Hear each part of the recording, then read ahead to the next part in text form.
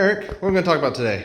Hey Justin, this is a rendering in Unity that I did recently. We wanted to talk about how real-time rendering in Unity has really changed our production pipeline and everything we do. It used to be, back when I started, it would take 30 minutes, maybe even an hour, just do one frame. And now with Unity, we can capture frames in seconds. We just simply go over here to this custom-made tool and click on the camera button, and boom, image rendered. The best part about that is when we're working on multiple projects, it doesn't bog down our whole computer to be rendering. And if clients need quick revisions, we can do them quickly without them having to wait a whole day. And it's nice to be able to see the what it's going to look like without having to wait for it to render out first. Oh, absolutely, yeah. Being able to see all your lighting and effects in real time is another game changer. Yeah, real-time rendering has been awesome for us, and can't imagine going back. Thanks, man. Yeah, no problem. Thank you.